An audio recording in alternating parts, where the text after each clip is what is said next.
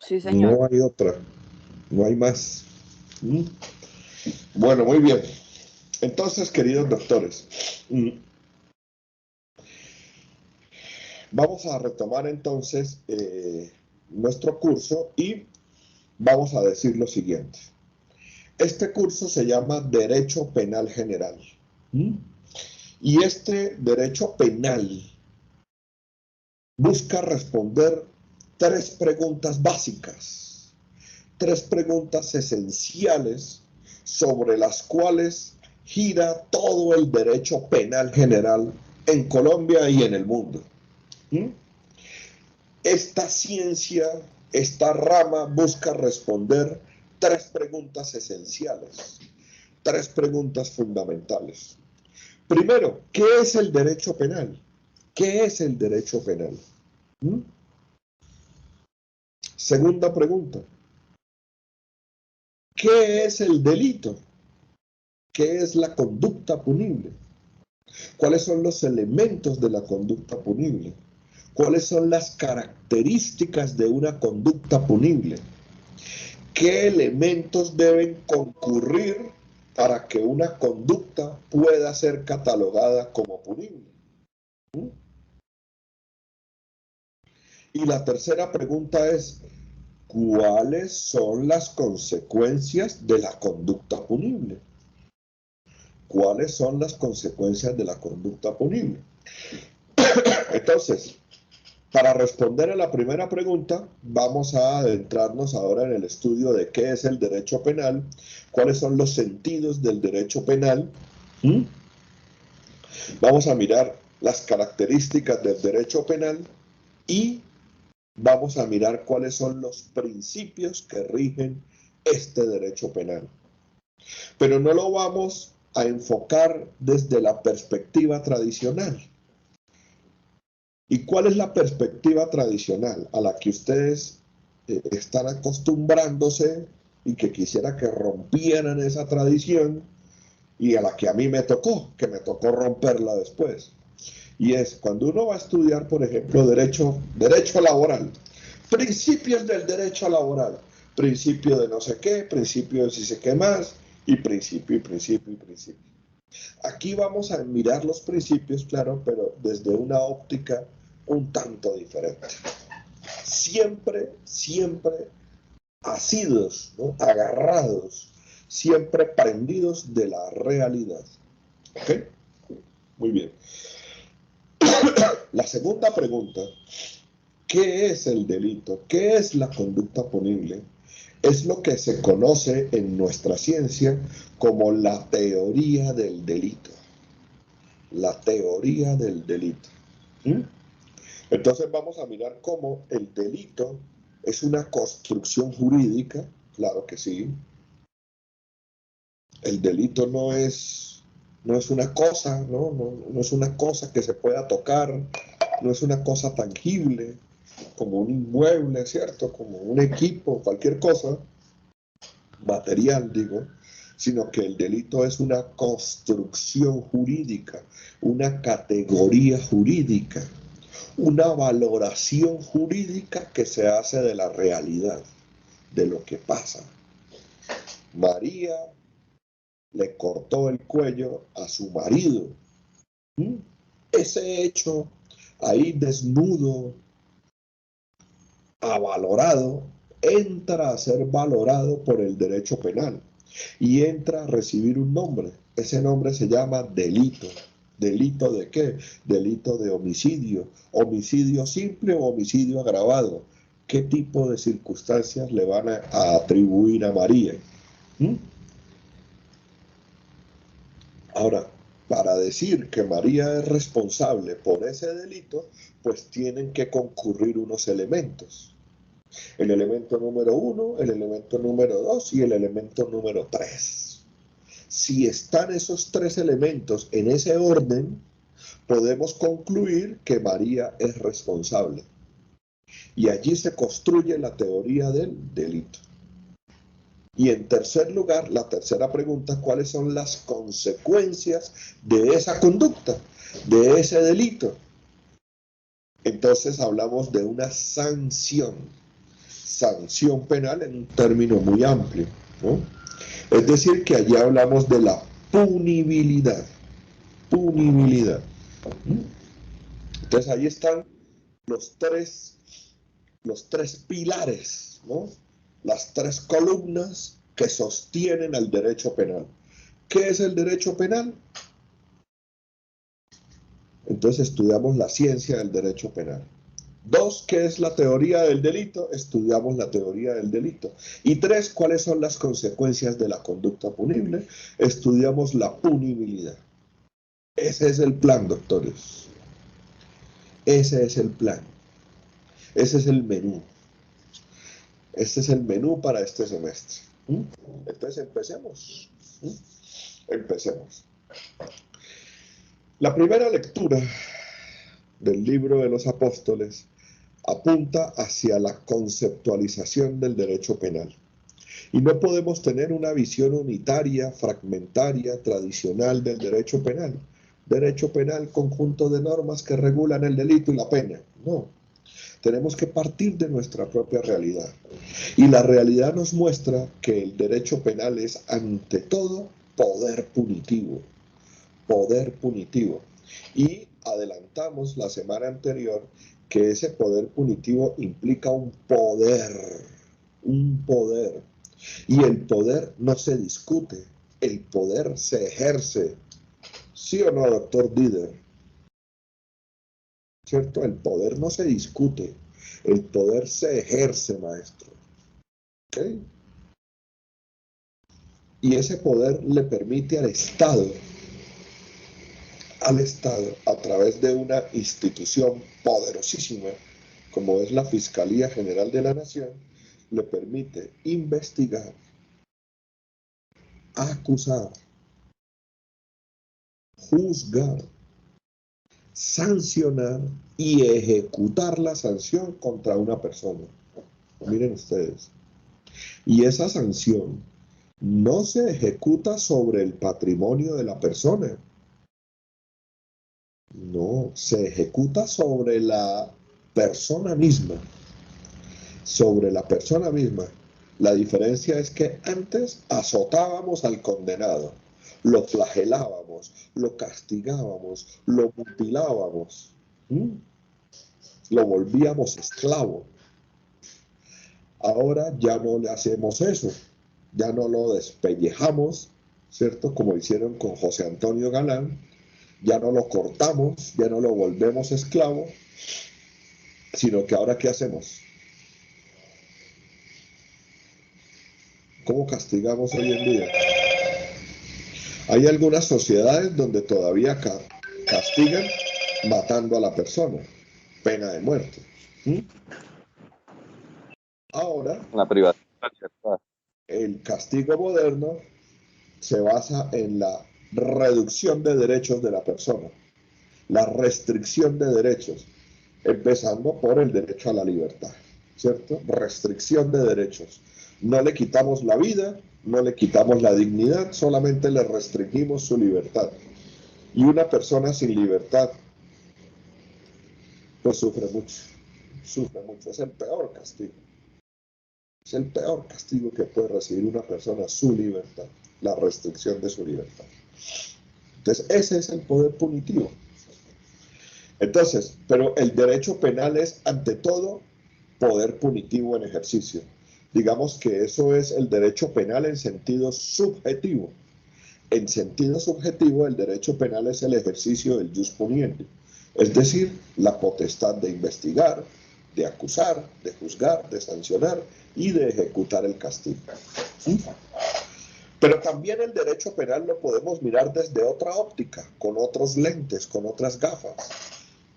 Y por eso hablamos de derecho penal en sentido objetivo. Entonces el derecho penal en sentido objetivo está integrado, ahora sí, por un conjunto de normas jurídicas. No podía ser otro tipo de normas, no pueden ser normas morales, por ejemplo. Tienen que ser normas jurídicas. ¿Y cuál es la diferencia entre una norma jurídica y una norma de otro tipo?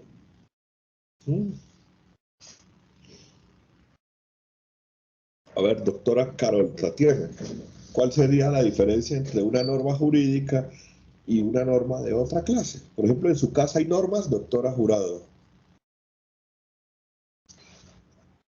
Buenos días, profe. Pues Buenos días, doctora. tal como normas, también hay No, como no. responsabilidades. ¿Seguro? ¿No hay normas? Mm, ¿Seguro? Uno muchas veces no es consciente de la existencia de la norma, pero Pues que normas la como hay. evitar comer algo de otra persona, Mm, yo, coger la ropa de mi mm, hermana, de mi mm, mamá. mm. Cuidadito se le bebe el whisky a su papá, ¿oyó? Cuidadito, ¿no? Porque ese es para el 24, ¿no? Cuidado. ¿Mm? Señor. ¿Y cuál es la diferencia entre esas normas y las normas jurídicas? Mm,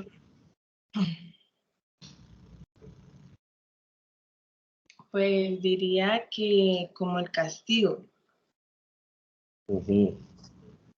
Bueno, eso sería una similitud, porque si usted se le bebe el whisky a su papá, espere la reprimenda, ¿no?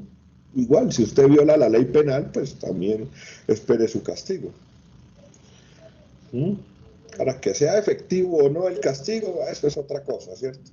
Pero en ambas hay castigo. Entonces esa no Pues sería una diferencia, sería también, una similitud. también en la norma jurídica es como susceptible el castigo al incumplimiento de la norma. O sea que la norma jurídica es ¿qué? ¿Eso qué significa, doctora? Tenemos que empezar a hablar como abogados, ¿no? Desde que ustedes se matricularon en la Facultad de Derecho, señores, su vida cambió. Ya no puede ser la misma, empezando por el lenguaje.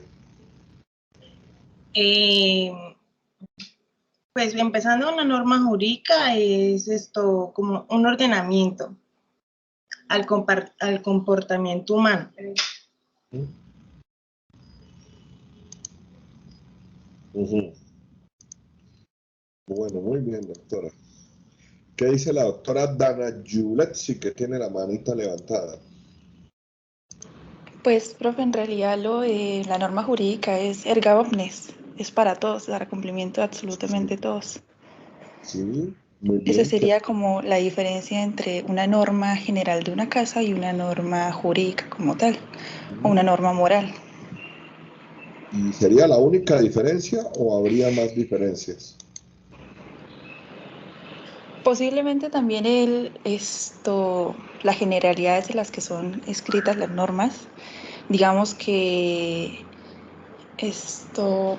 por así decirlo, como lo decía la compañera, las normas jurídicas son más bien para regular el comportamiento o como tal, regular en el concepto objetivo el ordenamiento jurídico o la conducta humana en el caso penal, pero pues es que ahí sí tiene similitud con las normas morales que tenemos constituidas también, porque se ve mal, por ejemplo, de cierta manera, hacer algo de forma moral y de forma jurídica. Entonces no sabrían en este momento decirle otra diferencia, profe. Bueno, esa es la generalidad, sí, es una diferencia más estética, más exterior. ¿Cuál sería la diferencia de fondo? La diferencia, mire, una norma jurídica se diferencia de una norma ética, por ejemplo. ¿En qué? O una norma social, ¿no? ¿En qué se diferencia? ¿No?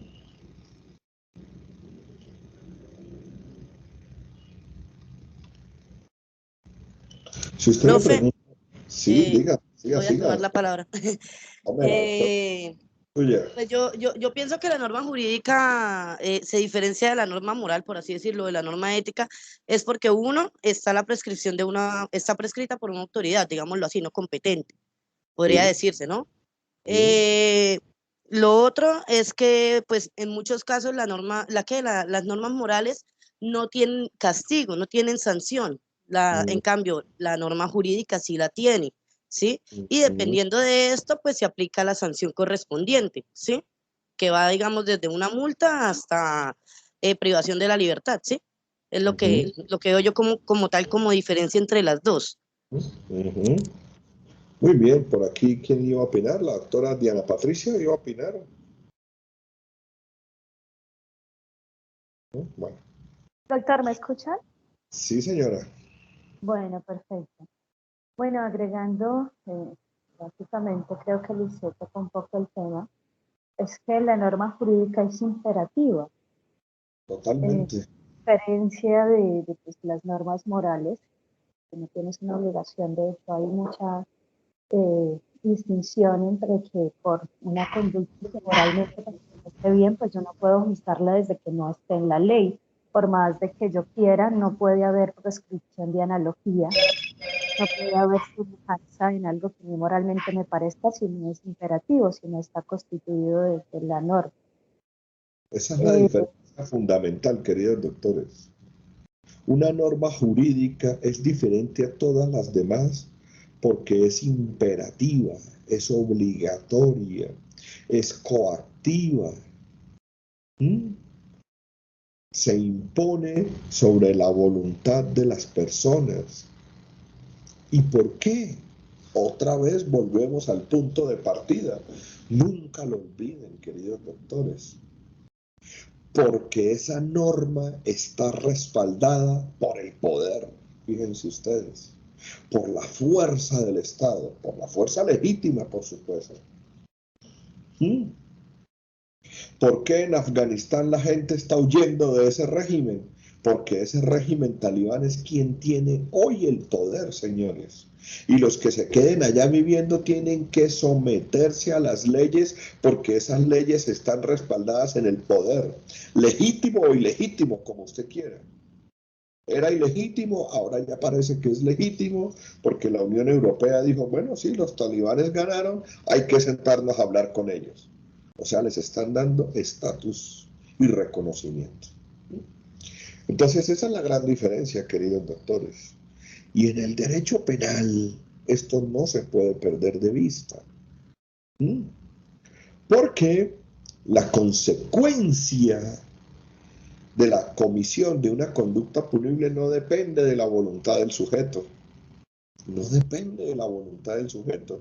Es más, el castigo se impone aún en contra de su voluntad. ¿Sí o no? En contra de la voluntad del sujeto. Entonces, el derecho penal en sentido objetivo es un conjunto de normas, de reglas jurídicas, con contenido vinculante, obligatorias, forzosas, que no dependen de la voluntad del sujeto, del destinatario de la norma, y que regulan básicamente dos cosas. El derecho penal en sentido objetivo regula la conducta punible y las consecuencias de la conducta punible. Eso es básicamente lo que regula el derecho penal en sentido objetivo. ¿Y cuál es el propósito fundamental de ese conjunto de normas? Bueno, fijar límites, fijar reglas, fijar parámetros para que ese poder punitivo sea legítimo, ¿cierto? No sea arbitrario, no sea caprichoso. ¿Qué tal que el presidente pudiera decir, no, es que yo puedo ordenar la captura de cualquier persona, de cualquier ciudadano? ¿Por qué? Porque yo lo digo, porque yo soy el presidente, porque yo soy el fiscal, porque yo soy el que mando. No, no, señor. Existen unos límites, límites constitucionales y límites legales. Y de hecho, de eso es que se encarga el derecho penal, de fijar límites al ejercicio del poder punitivo.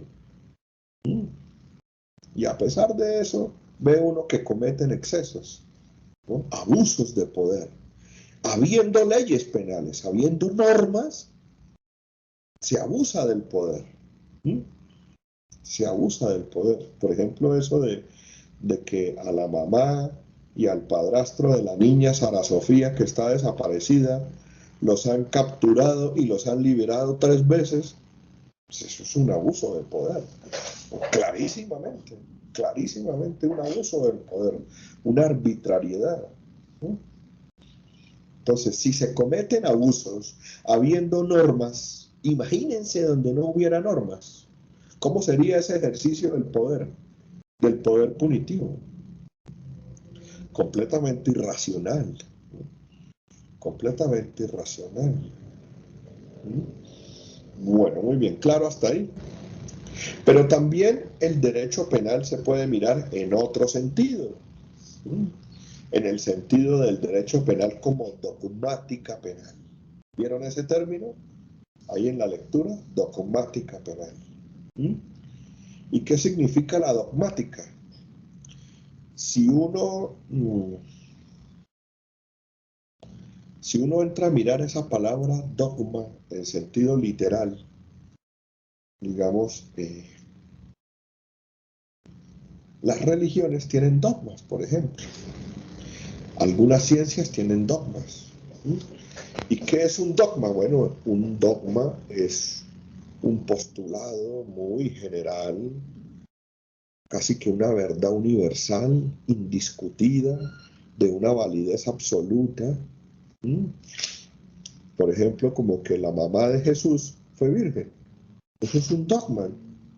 Un dogma, una creencia que nadie la cuestiona, y que es un cimiento de toda la fe católica, por ejemplo. Lo mismo pasa en la ciencia.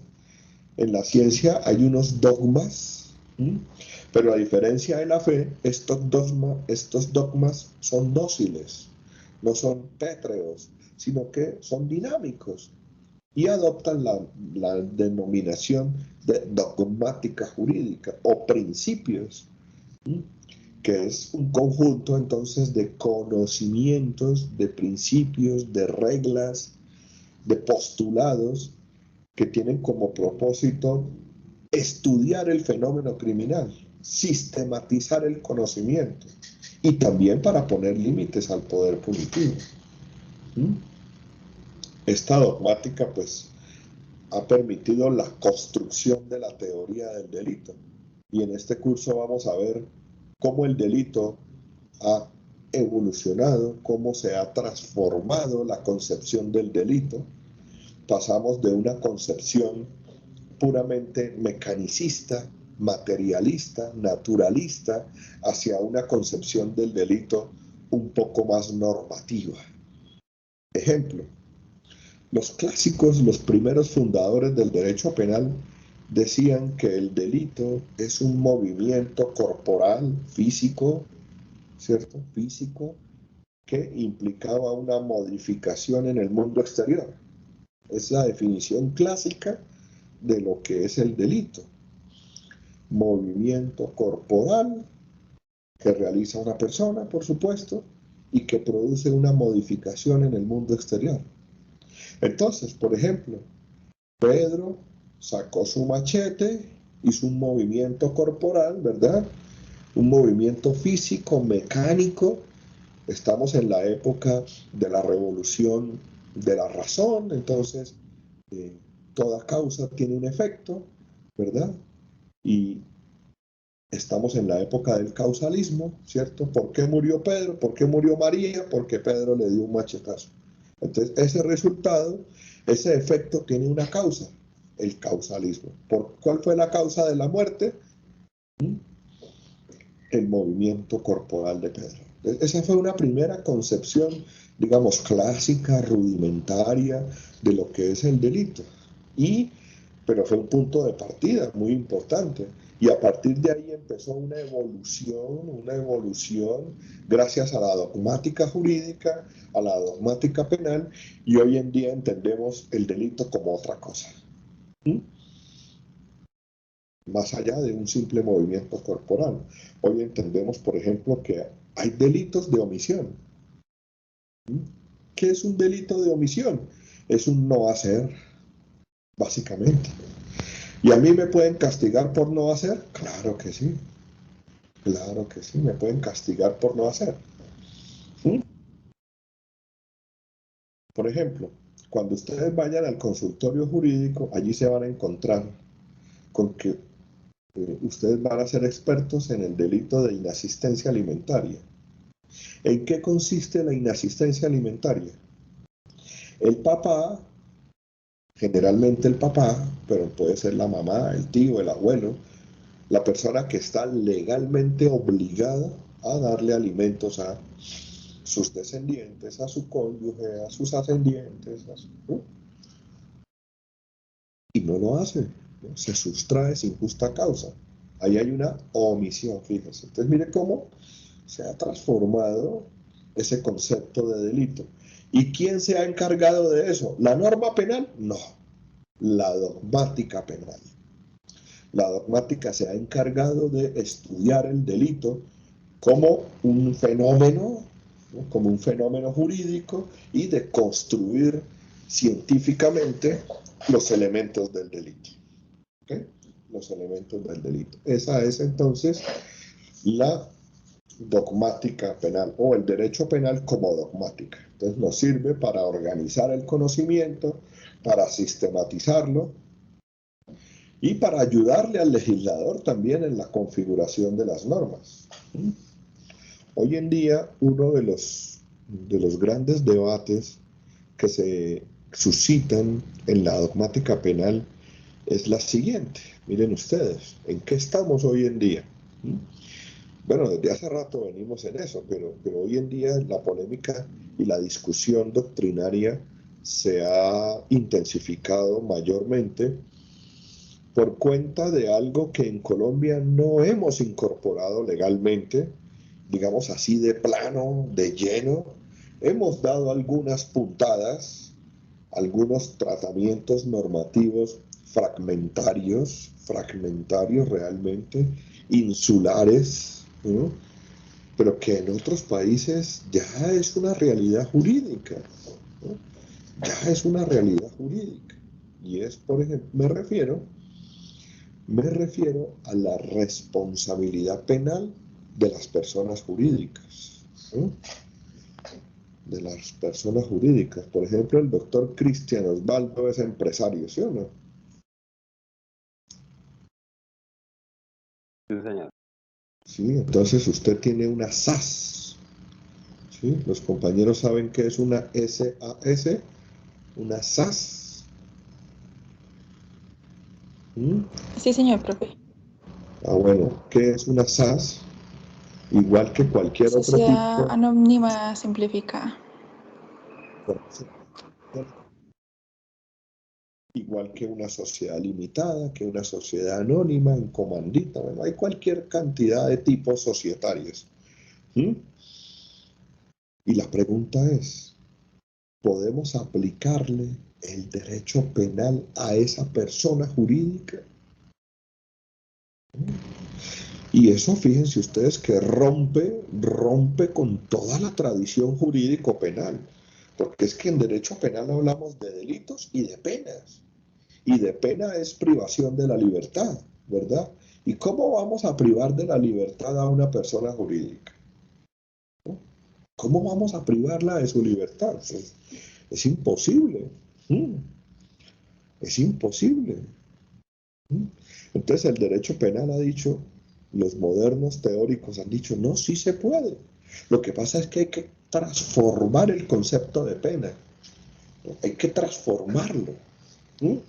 Entonces, aparte de meter a la cárcel al señor empresario, también podemos aplicarle una pena a la empresa.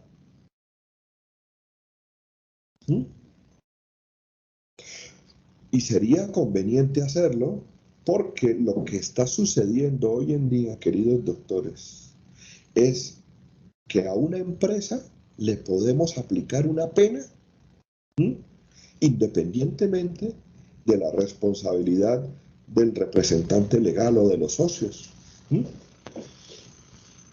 Por ejemplo, miren ustedes han escuchado el escándalo tan tremendo que hay en Colombia con la Federación Colombiana de Fútbol. Bueno, las niñas no tienen por qué saber de fútbol, ¿no? Los caballeros sí.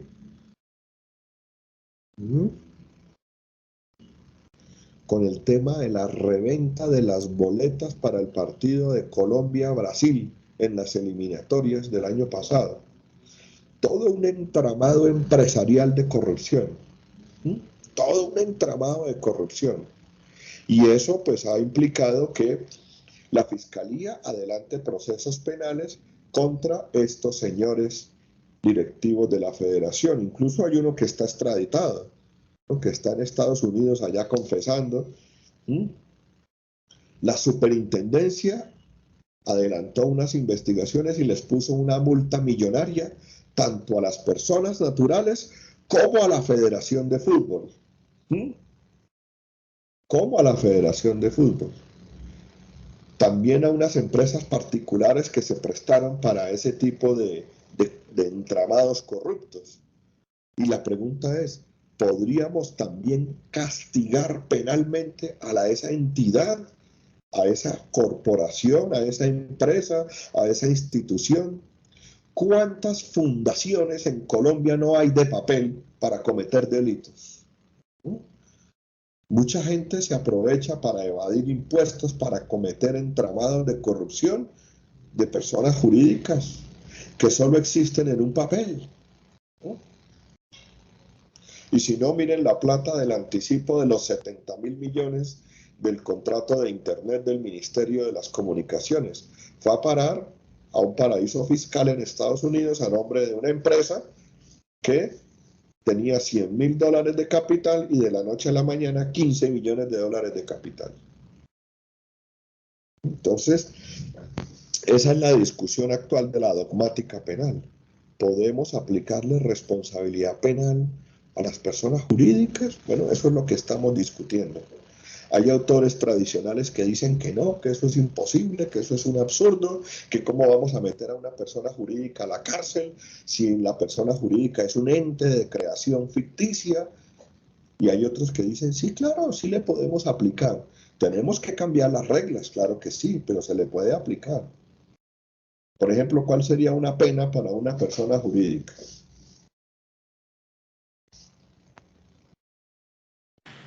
Una indemnización por daños causados. Podría ser una pena, pero también podría ser, por ejemplo, la clausura de un establecimiento de comercio, la cancelación de la personería jurídica, E incluso la liquidación de la empresa. La liquidación de la empresa, la prohibición de celebrar contratos con el Estado, por ejemplo, un tipo de sanción. Es una sanción, es un castigo.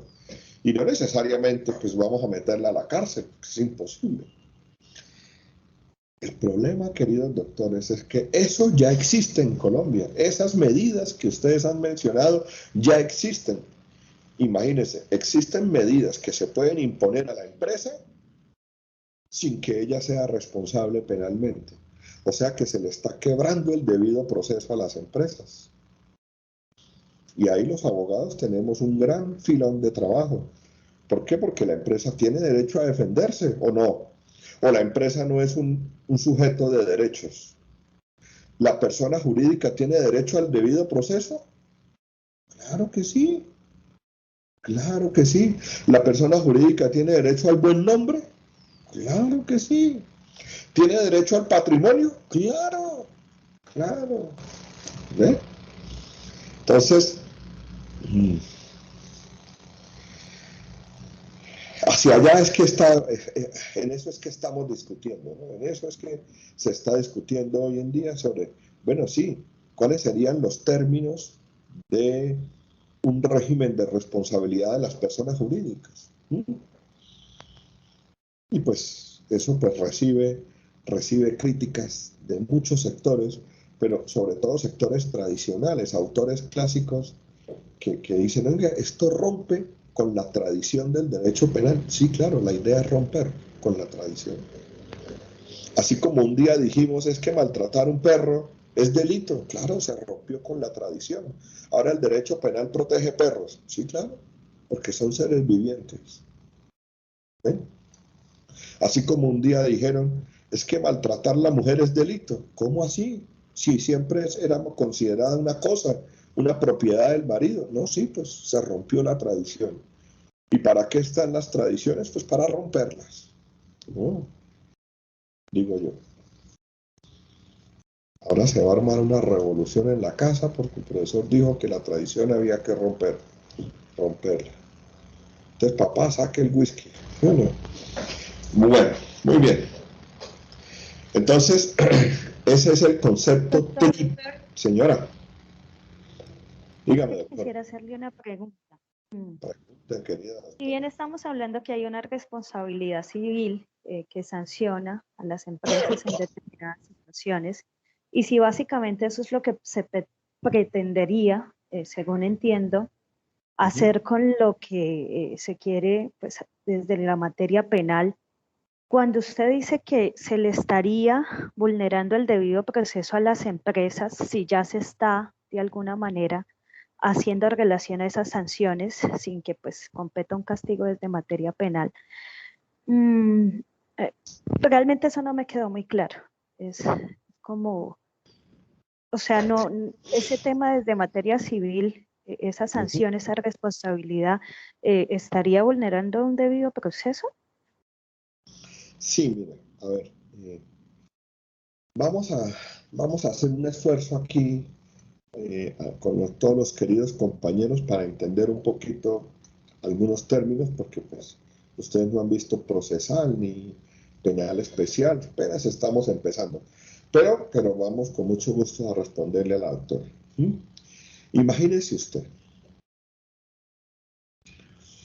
hace algunos años, muy pocos realmente, la Fiscalía decidió imputarle cargos a unas personas. A unas personas. Pedro, Juan, María, Luis, un grupo como de 10 personas. ¿Y cuál era el delito por el cual los estaban llamando a responder?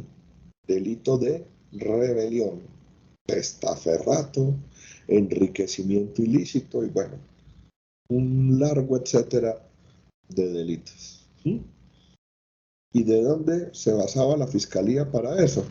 Porque decía que estos señores tenían nexos con la FARC, con la guerrilla. Con la guerrilla. Y decían que ese dinero que ellos recibían de la guerrilla era producto del secuestro, del narcotráfico, de la extorsión y de todas esas cositas bellas que hacía la guerrilla. Entonces, que estos prácticamente lo que hacían era lavar el dinero, ¿cierto? Lavado de activos y de todo.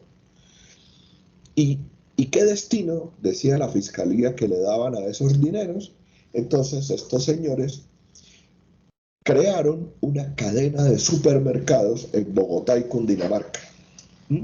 No me acuerdo ahorita el nombre, pero es una cadena de supermercados bien grande, bien importante. No del tamaño de Éxito ni ¿cómo se llama el otro? Jumbo, no. Pero sí, ustedes saben que en las ciudades hay unas cadenas de supermercados que son grandes, ¿no? Por ejemplo, ahí cerquita de la UCC hay un supermercado grandísimo que se llama El Líder. ¿Sí lo han visto? Frente a la plaza de Guarín. Supermercado grande. Y hay muchos, así por el estilo. Y en Bogotá sí que más. En Bogotá hay cualquier cantidad de cadenas. Entonces estos señores, decía la fiscalía, que utilizaban ese dinero para introducirlo al mercado legal a través de esa cadena de supermercados. Muy bien. Entonces, vamos a ver que esa cadena de supermercados pues está constituida legalmente como una SAS, ¿sí? Sociedad por Acciones Simplificadas. ¿Eso es legal? Sí, es legal. ¿Lo permite la ley? Sí, lo permite la ley. ¿Tú? ¿Cuántos socios puede tener una SAS? Los que usted quiera.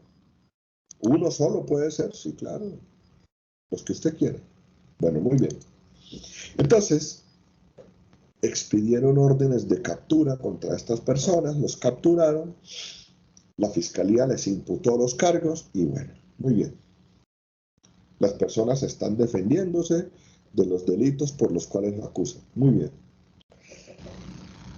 El tema de la responsabilidad penal es individual, es personal, no hay problema. Los señores tendrán que defenderse, cada uno mirará cómo se defiende, o si se defienden todos con un mismo abogado, o cada uno pone su abogado. Puede ser que... Perdóname. Doña Pilar, buenos días.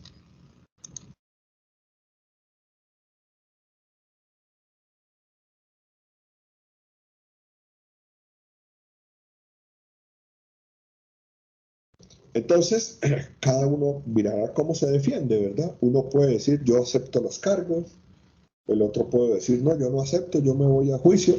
Eso es una decisión individual. Apréndanse esto, en un proceso penal estamos juntos pero no revueltos.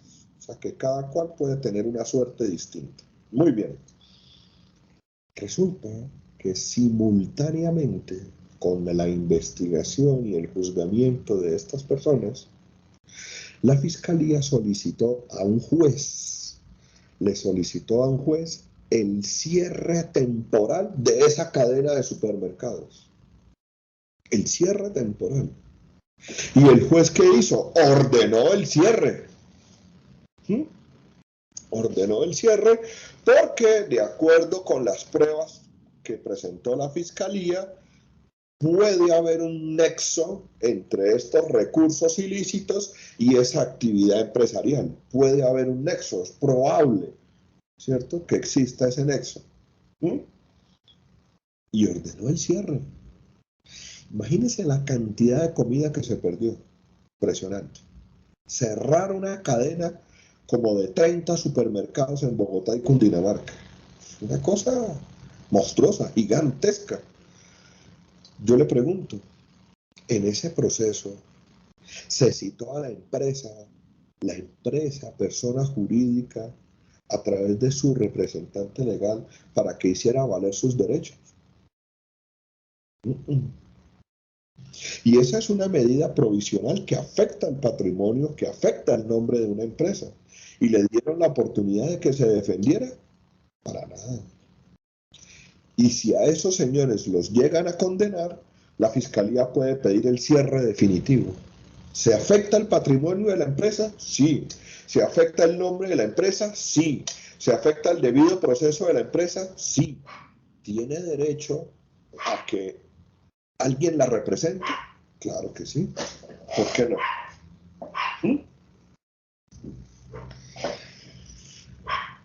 Así como una empresa puede ser víctima de un delito, ¿cierto? Pues también la empresa puede participar para defender sus derechos y sus intereses, al margen de la responsabilidad penal de las personas naturales. Más o menos, doctora. Sí, doctor, muchas gracias. Bueno, entonces, digamos que esas son las discusiones actuales de la doctrina, de la dogmática en materia de responsabilidad, que va a implicar pues una transformación definitiva, una transformación, eso sí, una revolución copernicana del tema de la teoría del delito, porque entonces ya delito no es solamente lo que hace o no hace un ser humano, también lo que hace una empresa.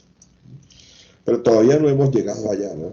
Todavía nos falta avanzar un poco, aunque les cuento, Colombia en el gobierno anterior, Colombia logró ser aceptada en la OCDE, Organización de Países Desarrollados. Y esta OCDE le dice a los miembros, mire, ustedes tienen que cumplir con estas políticas de calidad, en materia laboral, en materia pensional, en materia social, en materia fiscal y en materia penal. Y en materia penal, una de las exigencias es que Colombia tiene que regular la responsabilidad penal de las personas jurídicas, precisamente para ponerle control a toda esa corrupción internacional, tráfico de divisas, en fin, para combatir el crimen internacional. ¿Cómo es posible que en Colombia haya pasado lo que pasó con Odebrecht, ¿no?, que es el mayor escándalo de corrupción en la contratación estatal? Y Hay un viceministro condenado, senadores condenados, funcionarios condenados. ¿Y la empresa qué le pasó? Nada. Y ahora esa misma empresa corrupta tiene otros contratos con el Estado. ¿Cómo les parece? ¿Por qué? Porque a la empresa no le pasa nada. Bueno, muy bien, doctores. ¿Claros hasta aquí? ¿Alguna duda, alguna pregunta, algo que no esté claro? ¿Cómo vamos ahí, doctora Lizeth Viviana? ¿Bien? Bien, profesor, señor. Firmes ahí. Bueno, muy bien. Ahora vamos a mirar entonces conclusión general. El derecho penal podemos entenderlo como un conjunto de normas, de reglas jurídicas que regulan el delito y las consecuencias del delito y que busca establecer límites al jus puniendi. Límites al jus puniendi. Entonces, ahora vamos a entrar a nuestro primer gran tema, a nuestro primer gran tema gordo, grueso, ¿no? ¿Cuáles son esos límites al jus puniendi? Límites al jus puniendi. Para empezar, tenemos que decir que el jus puniendi, pues es esa potestad que tiene el Estado, ya lo dijimos. Y les quiero preguntar, ¿esa potestad punitiva es exclusiva del Estado? ¿Solamente la puede ejercer el Estado y nadie más? ¿O también los particulares podríamos ejercer el poder punitivo? ¿Qué pasaría, doctora Yuri Yeliana Toro Villegas? ¿Qué pasaría si a usted una norma le dijera, mire, si usted sufre un daño, si alguien la lesiona, si alguien la maltrata, si alguien le roba algo, si alguien le quita algo, si alguien le hace un daño a usted, pues usted tiene la posibilidad de hacerse justicia? ¿Usted qué haría? ¿Le gustaría eso o no?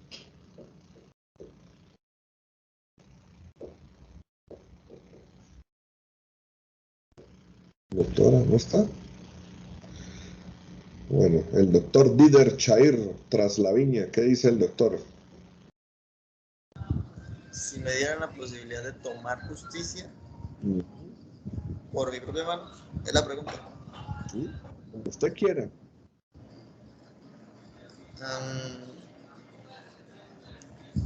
¿Subjetivamente o objetivamente? Como usted quiera, doctor. Bueno, objetivamente, Usted va a ser todo el buen abogado, doctor. Usted va a ser buen abogado porque da bastante vuelta.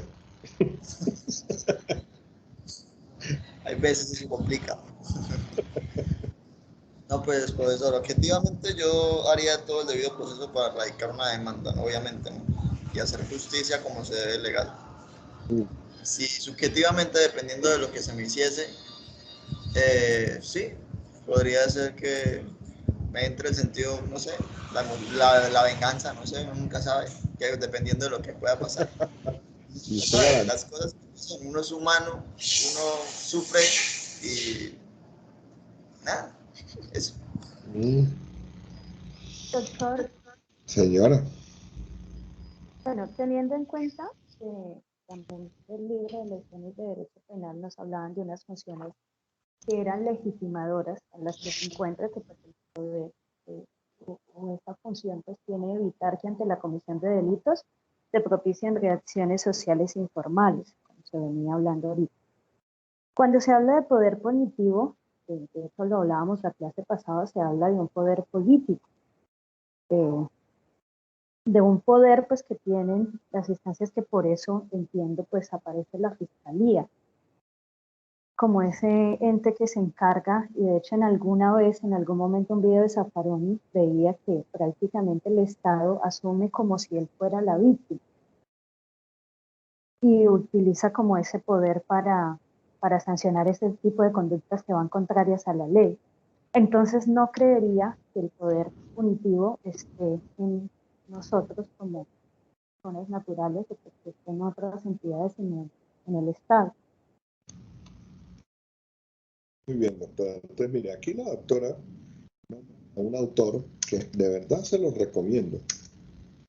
Y tiene unos videos en YouTube.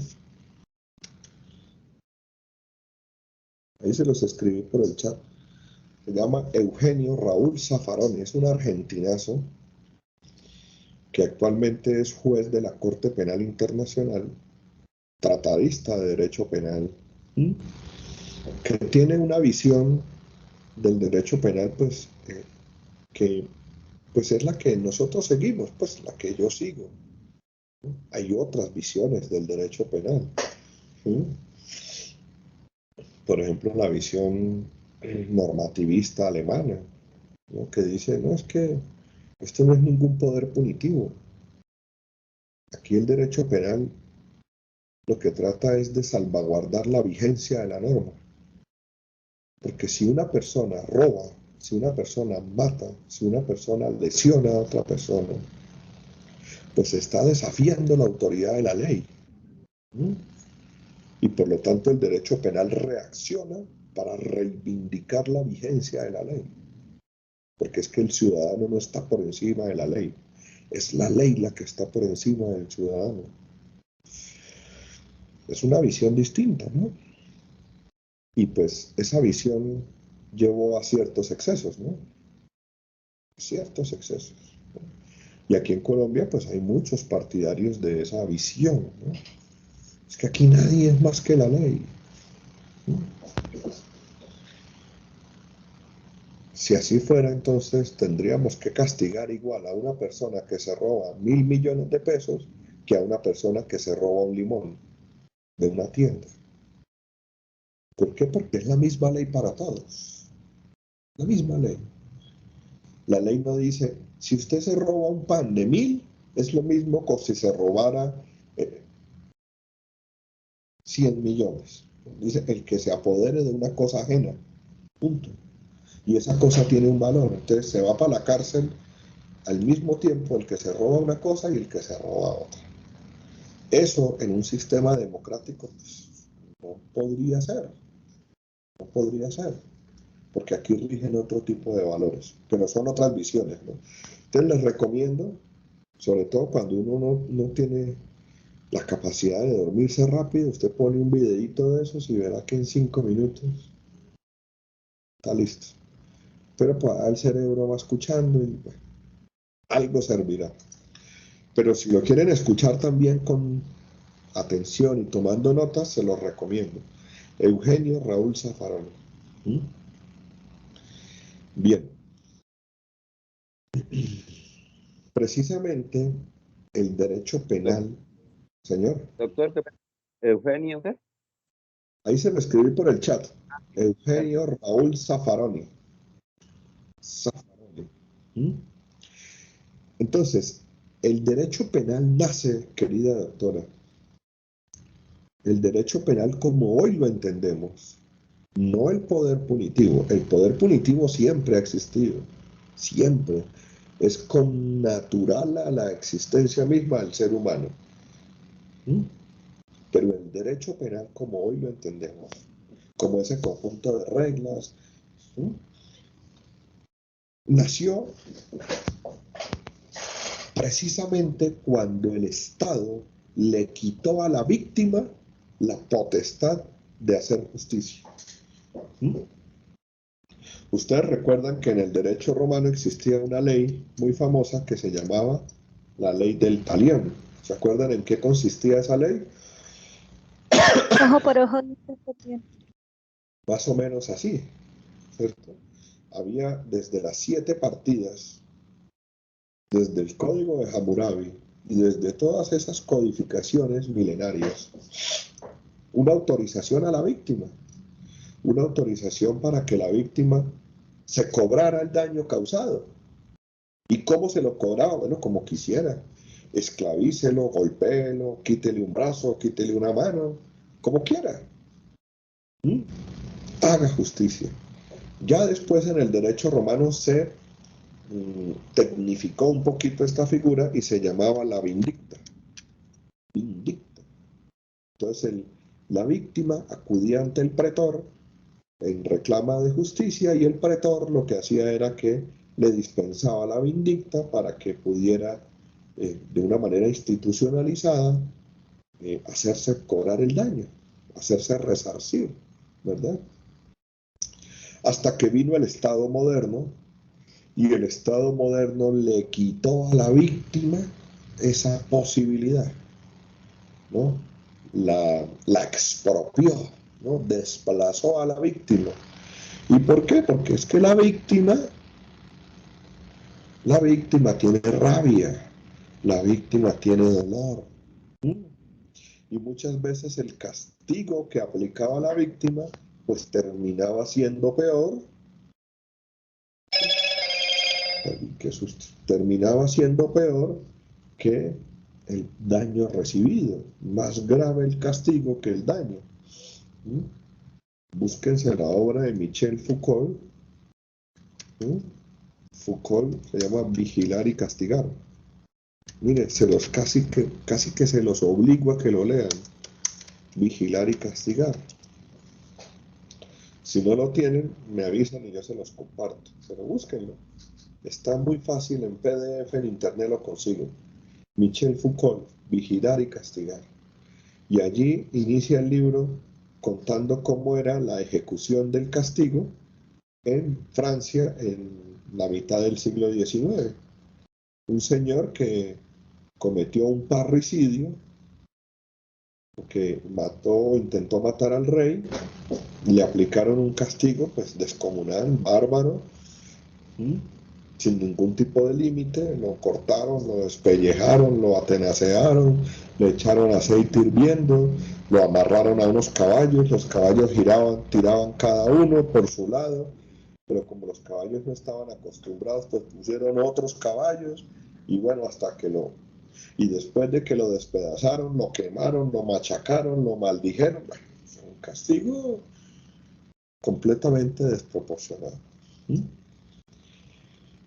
Entonces el derecho penal, como hoy lo entendemos, nace cuando a la víctima se le quita esa potestad, ¿no? Y entonces el Estado se abroga esa potestad. Entonces desplazamos a la víctima. Por eso es que lo que dice la doctora, el Estado entra a suplir a la víctima, entra a representar a la víctima, entra a ser la víctima que empieza ahora a hacer justicia. Muy bien. Y resulta que ahora, queridos doctores, hoy, en la Constitución de hoy,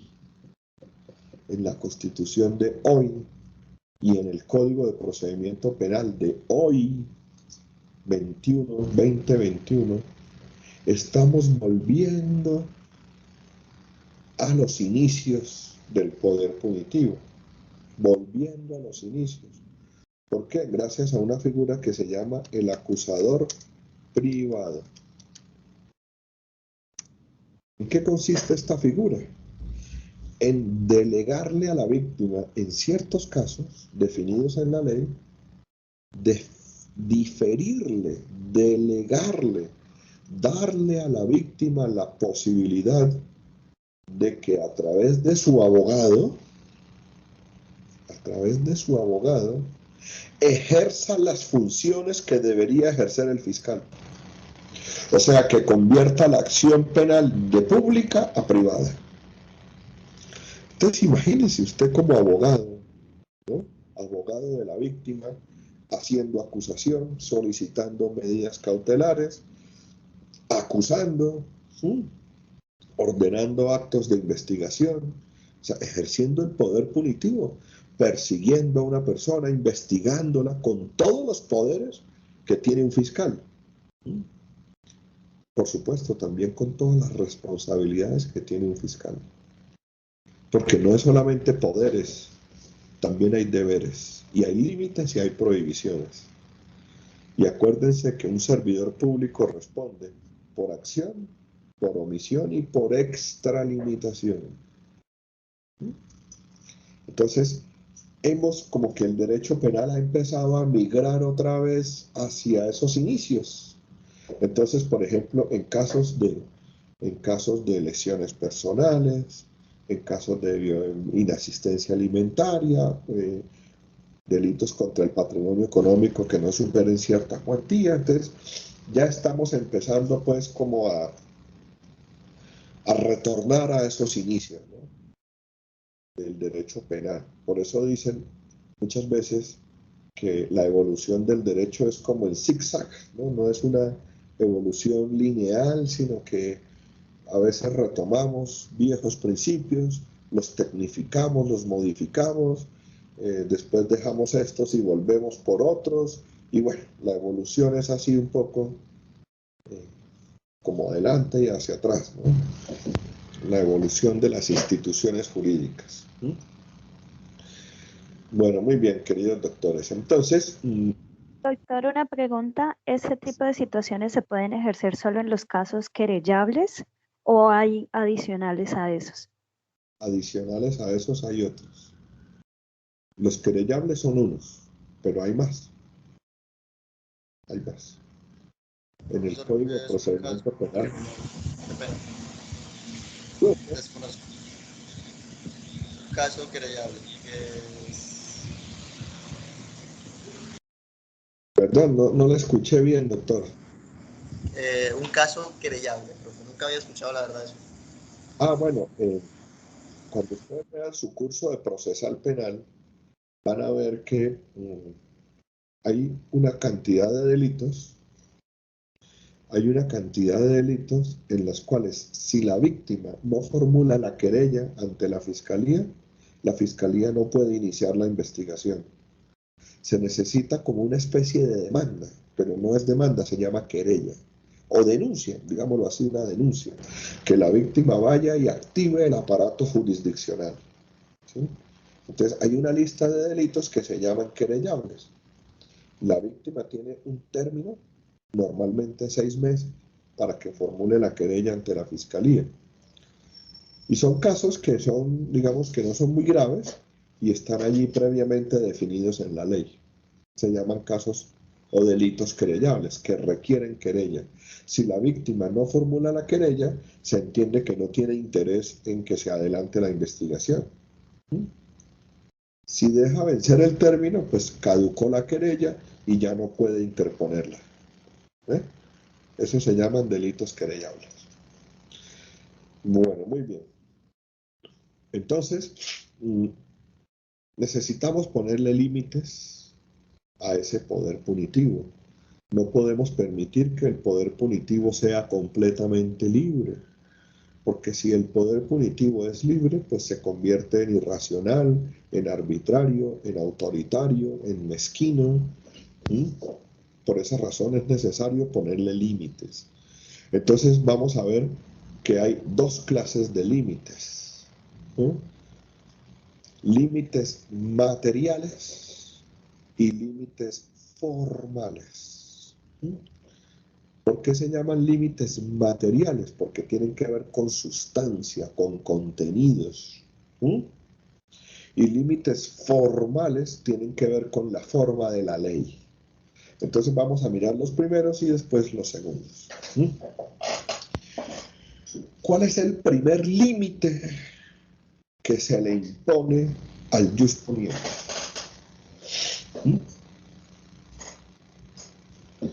Volvamos a Foucault. ¿Cuál fue el castigo que recibió este sujeto? Ya les conté. En vigilar y castigar está el castigo que sufrió este señor. Pero eso fue en Francia y en Colombia también. En Colombia también. No sé si les conté la historia de José Antonio Galán. José Antonio Galán. ¿Qué le pasó a Galán? Creo que aquí lo vimos, ¿no? No.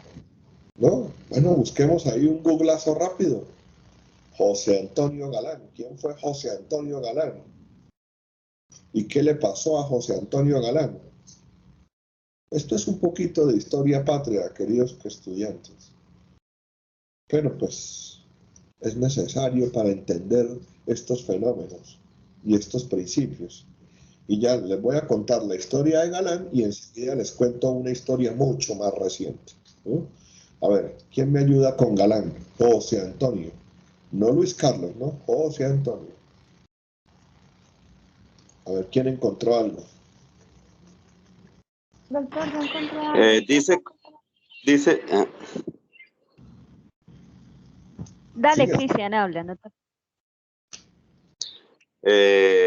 fue un prócer neogranadino del siglo XVIII, sentenciado y muerto por participar y liderar en la insurrección de los comuneros en el entonces virreinato de Nueva Granada. Ah, mire, revolución de los comuneros. ¿Dónde? Allí nomás. ¿En dónde empezó la revolución de los comuneros? El Socorro. En el Socorro, aquí al lado. Listo, ¿qué pasó?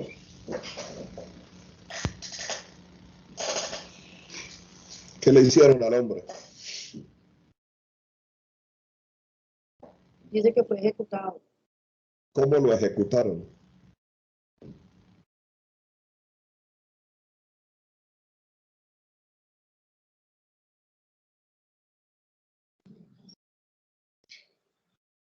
¿Qué le pasó a nuestro prócer?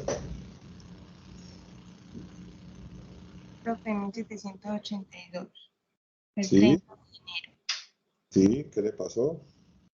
Fue ejecutado por las autoridades españolas y su cadáver desmembrado y esparcido por varios lugares del país. Pues el brazo en Charalá, la cabeza en San Gil, la pierna en no sé dónde, ¿cierto? Pero además de eso, el castigo fue peor. Eso es una parte. Los invito a que busquen. Dice que se le declaró infame su descendencia y perdió todos sus bienes. Se le declaró infame a su descendencia, fue declarado maldito. Le aplicaron lo que hoy llamaríamos una extinción de dominio, ¿no? Una extinción de dominio. ¿Y cuál fue el delito que cometió él?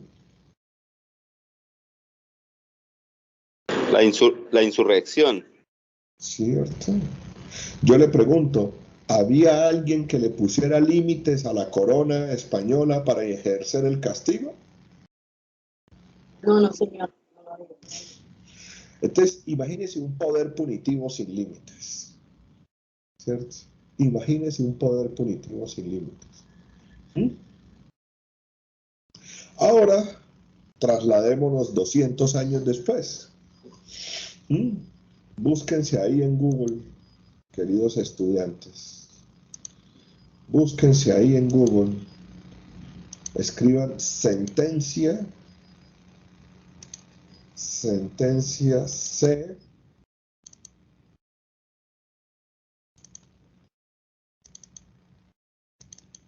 Escriban esto, queridos doctores. Ya les digo exactamente. Miren, escriban sentencia C. Perdón, T. Sentencia T 111 de 2008, Corte Constitucional. Ustedes saben que las sentencias de la Corte Constitucional, unas empiezan por C y otras empiezan por T. Las que dicen T, ¿de qué se trata? De tutela. Tutelas. Y las que dicen C, de control de constitucionalidad. Y hay otras que son SU, sentencia de unificación, correcto. Paréntesis, les recomiendo un libro pequeñito, sabrosísimo, buenísimo, en un lenguaje muy claro. Se llama El precedente judicial y sus reglas. El autor se llama Manuel Fernando, ahí se los estoy escribiendo, Quinche Ramírez. Nos ayuda a entender todo ese tema de la constitucionalidad y cómo operan las reglas jurídicas en Colombia hoy en día. ¿Listo? Se lo súper recomiendo. Lo consiguen en la editorial Legis. Ustedes buscan por internet editorial Legis. Vale como 50.000 pesos. Y si no, lo consiguen ahí en la calle 36 con 14. Bueno. ¿De casualidad no lo tiene? Señora, ¿De casualidad este no lo tiene? sí lo tengo, claro. Sí, sí, sí lo tengo. Bueno, yo no sé si ahora nos van a permitir vernos presencial o no. ¿Qué han escuchado? ¿Qué les han dicho?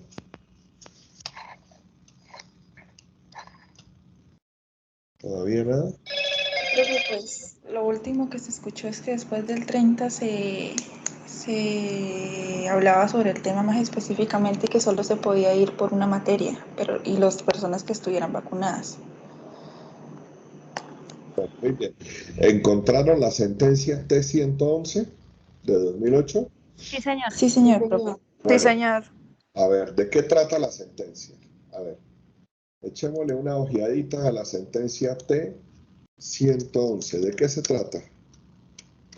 Es una sentencia tutelar por prejuicio e infamia, profe. A Al ver, agresor, a las familias y a las víctimas como tal. entonces,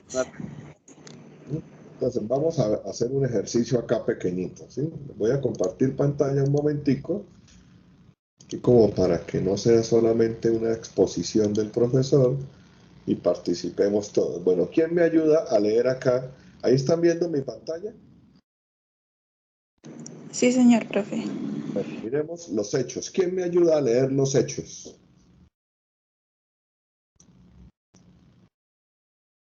Pasamos de José Antonio Galán, 1800 y algo, y ahora pasamos al 2007. ¿Qué pasó? Los hechos. A ver, dale pues. El Acuerdo 280 del 8 de mayo de 2007, expedido por el Consejo de Bogotá, dispone la instalación en el Distrito Capital de muros y vallas para la divulgación de la siguiente información: los nombres y la foto reciente de las personas condenadas por los delitos contra la libertad, la integridad y la formación sexual, la condena impuesta y la edad de las víctimas. También establece que la mencionada información se difundirá mediante volantes que se repartirán durante la primera semana de cada trimestre del año en sitios de alta afluencia de público.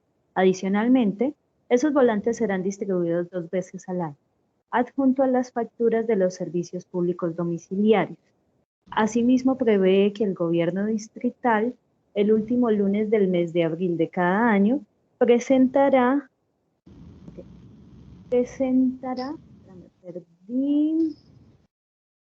a la opinión pública en los diferentes medios de comunicación de amplia circulación, escritos, televisivos y radiales, los nombres y las fotografías recientes de todos los condenados en Bogotá durante el año anterior por delitos contra la libertad, la integridad y la formación sexuales, cuyas víctimas han sido menores de edad, los delitos cometidos, las condenas impuestas y la edad de las víctimas. 3.2. No sé si alguien más quiere leer. Hasta ahí, mi doctora. Entonces, ¿cuáles son los hechos? ¿Cuál es el problema que hay aquí? Que se va a divulgar información. Entonces, ¿cuál es el problema aquí penal? Entonces, el Consejo de Bogotá, ¿qué hizo el Consejo de Bogotá? ¿Sí? ¿Estaban prestándole atención a la lectura o no? Doctor, lo que entendí es que el Consejo de Bogotá ahora va a disponer la instalación pues en cierto caso, en uno, decía que de distritos. Bueno, eso fue en el 2007, ¿no, doctora? No es que lo vaya a hacer, no, fue en el 2007. Y lo hizo, aprobó la norma. De repartir volantes, de entregar, exacto. ¿Y cómo se llamó eso? Se llamó los muros de la infamia. Hacer un muro gigante en donde aparezca el nombre, la foto, la pena, la edad de la víctima. ¿Para qué? ¿Eso para qué? Como para qué creen que vamos a colocar una valla así en la calle 26 en Bogotá, enorme, ¿no? Para que todo el que entre a la ciudad vea la valla. Y además, cada 3 meses con el recibo del agua, de la luz, va a venir el mismo muro, ¿no? Para que todo el mundo ¿cierto? Vea su foto y su nombre. Maldito violador Eso es, y asesino. ¿Eso para qué? Para eso es identificar a la como persona que comete el delito. Muy bien. Adicional a eso, para aplicarle una pena, digámoslo así, que sienta vergüenza, digo yo. La vergüenza, ¿cierto? Una doctora, ahí se vergüenza. aplica la ¿Sí? teoría de la prevención general, en la que su fin pues es intimidar a los La individuos. prevención general, sí. O sea, decir, el Estado ya lo condenó, ¿cierto? Ya usted fue declarado culpable, ya usted no tiene derecho a la presunción de inocencia porque ya usted fue declarado culpable. Y está pagando una condena muy alta, ¿cierto? Pero ahora, aparte de esa condena, entonces ahora lo voy a boletear, lo voy a difamar, voy a publicar su nombre y su cara para que todo el mundo lo vea. ¿Cómo le parece eso, doctora Carol Tatiana? ¿Cómo la ve? Pues, profe, yo digo que eso generaría un efecto de rechazo de la sociedad. El Así. rechazo de la sociedad. Entonces, el día que salga usted de la cárcel, maldito violador, nadie lo va a contratar. Nadie le va a dar trabajo. Es más, si alguien lo ve en la calle y lo reconoce, pues ojalá que le den pata y puño para que aprenda. ¿Sí o no? Más o menos así. Bueno, muy bien. Ahora, pasemos, ¿quién me ayuda ahora a leer esta segunda parte que dice fundamento de las acciones de tutela?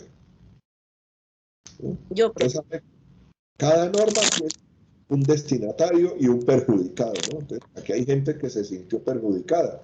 Dale a ver qué es lo que dicen los perjudicados. dice fundamentos de las acciones de tutela. Consideran los demandantes que las disposiciones previstas en el Acuerdo 280 de 2007 vulneran el principio de dignidad humana y sus derechos fundamentales a la vida, a la igualdad, al debido proceso, a la intimidad personal y familiar.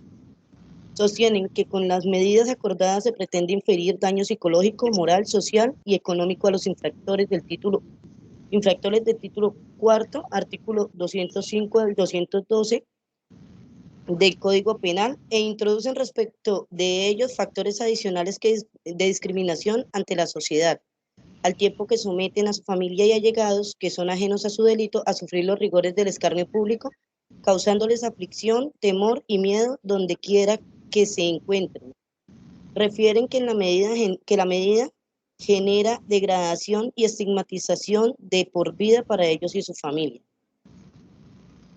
Sostienen que se trata de una nueva pena desproporcionada y que le genera riesgos a su integridad en el sitio de reclusión, derivados de la acción de otros reclusos condenados por otros delitos y el personal de guardia.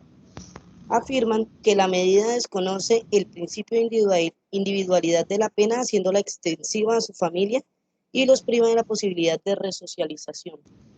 ¿Cómo la vio, doctora? ¿Cómo le parece? Pues yo pienso que sí, en esa parte tiene razón, porque en el momento en que estábamos hablando ahorita del escarnio público y demás, ¿cierto?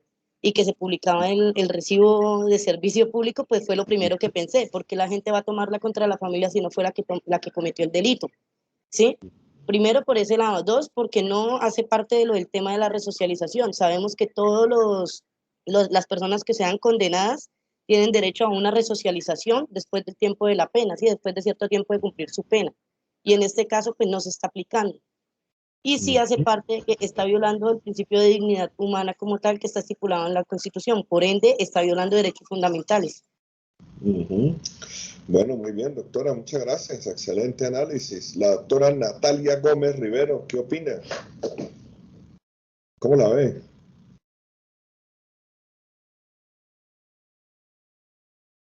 Se fue. ¿Quién que me le echaron, doctor Osvaldo? ¿Usted qué le hizo? ¿Por qué se fue? ¿Cómo la vio, doctor Cristian? ¿Cómo la vio? ¿Cómo vio el tema? Efectivamente, sí. O sea, va en contravía de los derechos fundamentales de una persona, al buen nombre, ¿sí? Indistintamente de que haya cometido un delito, pues para eso está el castigo, que ya es la pena que está cometiendo, y el derecho a su resocialización. Además de que esto, en últimas, pues eso no, lo que agravia es el hecho de la familia, acerca de que pues ellos son sometidos digamos, a una discriminación, aunque no es del todo cierta, que ellos, pues no, lo que dice ahí, que no cometieron el delito, no, ellos no cometieron el delito, sí se ven No, sí cometieron, ya están condenados. No, el familiar. El familiar, sí, el familiar. Oiga, doctor, ¿usted se imagina un niño en el colegio? Sí. ¿Usted se imagina un niño en el colegio y que un compañerito lo identifique y empiece ese bullying en el colegio? Mire, es que su papá es un violador. Usted sabe que para montarla no hay como los niños, ¿no? Eso sí que son despiadados. Y ahora, como pasa a los hijos de los narcotraficantes, muchos de ellos les ha tocado salir del país o buscar maneras, cambiar de nombre, porque llevan ese estigma. Bueno, doctora, entonces ahora usted me va a ayudar a ver qué es lo que pretenden los señores demandantes. Dele a ver, donde dice pretensión. Solicitan los demandantes se ordene a las entidades accionadas se abstengan de publicar sus fotografías y demás datos personales a los que se refiere el Acuerdo 280 de 2007. El demandante RST solicita asimismo la reserva de su identidad en el marco del proceso de tutela. Entonces aquí esto nos pone en un contexto de preguntarnos, bueno, una persona condenada por un delito tan grave como ese, ¿tiene derechos o no? Sí, tiene derechos. ¿No? Pero es que cometió un delito, ojo, y no cualquier delito. Se metió con lo más sagrado de la sociedad. ¿Sí o no? Ojo. Bueno, muy bien. Ahora, ¿quién me ayuda a leer esta otra parte? Bueno, la oposición a la demanda. Bueno, ¿qué dice el Consejo de Bogotá? ¿Qué argumentos da el Consejo de Bogotá para defender esa norma? A ver, ¿quién me ayuda?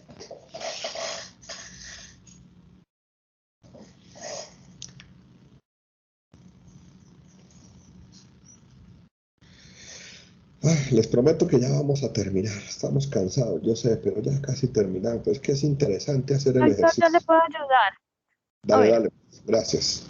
Intervino su presidente en el Acuerdo 280, del cual se adoptan medidas para la protección, garantía y restablecimiento de los derechos de las niñas y los niños en el Distrito Capital, fue aprobado el 3 de abril y sancionado el 8 de mayo, luego de un amplio debate que se desarrolló en sesiones extraordinarias convocadas por el alcalde mayor, a las cuales fueron citados funcionarios de la administración distrital, como el secretario de gobierno, el secretario general, bueno, eso no.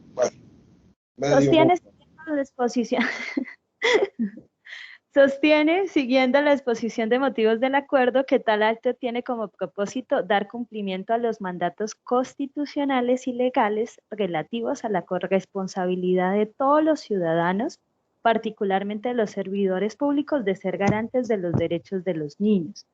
Afirma que para el cumplimiento de tal cometido, el distrito adecuará un muro, lo que ya habíamos hablado, bueno, para que permanentemente se coloquen en esos lugares las fotos y la información de las personas que han sido condenadas por delitos sexuales contra, pues en este caso, niños, niñas y adolescentes, la condena y la edad de las... Señala que la medida haría parte de la reparación a que tienen derecho las víctimas de esos delitos, conllevaría crear conciencia de la gravedad de los mismos y evitaría castigar a los niños y niñas con el silencio y la indiferencia, actitud que puede ser peor que los delitos mismos. ¿Sigo? Sigue. A manera de justificación refiere a una serie de casos registrados en los medios de comunicación sobre abusos y maltratos de diversa índole contra menores y cita estadísticas del Instituto Nacional de Medicina Legal sobre maltrato infantil y violencia intrafamiliar. Como sustento jurídico de la medida menciona los artículos 44 y 313 de la Constitución, 41, 48 y 51 de la Ley 1098 del 2006 y 12 de la Ley 1421 de 1993. Concluye señalando que teniendo en cuenta que lo que persigue el acuerdo es dictar medidas para proteger y restablecer los derechos de los menores de edad, que han sido víctimas de abuso sexual por parte de personas que han recibido condena penal por esos hechos, no se explica cómo pueda aducirse racionalmente que con la expedición de dicho acuerdo se vulneren o amenacen los derechos fundamentales de los victimarios. Constituye un exabrupto pretender que los derechos fundamentales de los condenados prevalezcan sobre los de los menores. Bueno, mucha atención acá, queridos doctores, porque ¿cómo les parece la respuesta que da el Consejo? ¿Cómo les parece? ¿Descabellado o les parece una respuesta que es seria? Sí, ahí lo que está haciendo es perdón, siga tranquila. Esto no. Pues doctor, aquí básicamente en la explicación lo que entiendo ellos quieren darle, que por la prevalencia de los derechos del niño y de los niños y adolescentes que está en tratados internacionales y toda la normativa que lo regula, se puede hacer alusión a que entonces se puede generar acciones que contravengan como con la realización pues de las garantías penales que amparan al delincuente.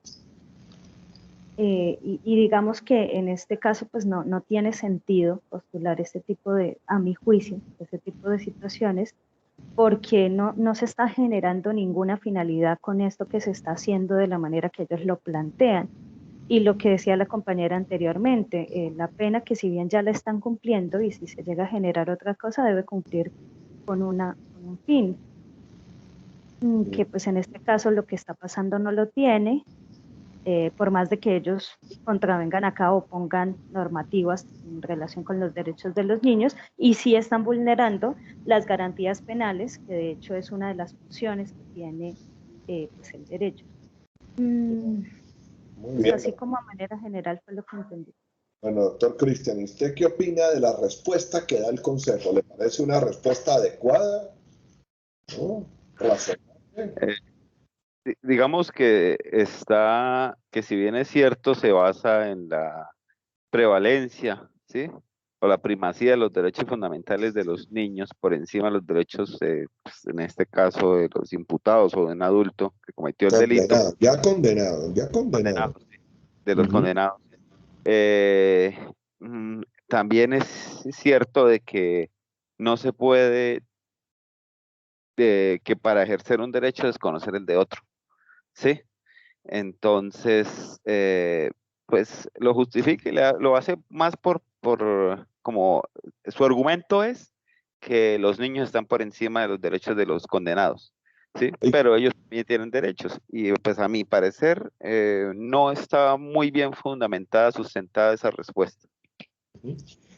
Oiga lo que les voy a decir, mucha atención, a ver ustedes qué opinan. A mí me parece,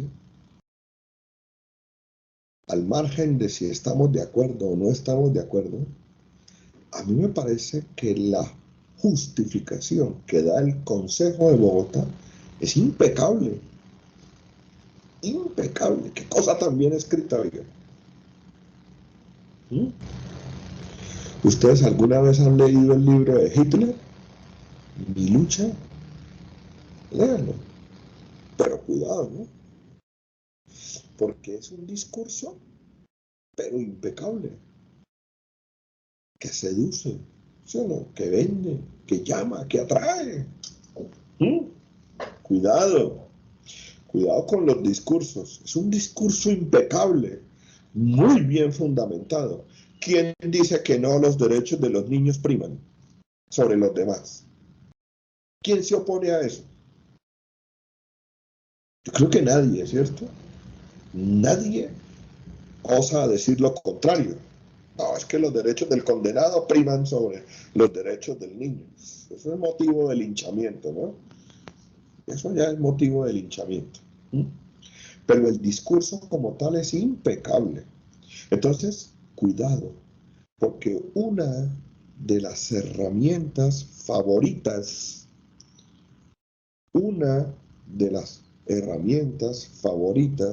del populismo punitivo es el discurso, señores.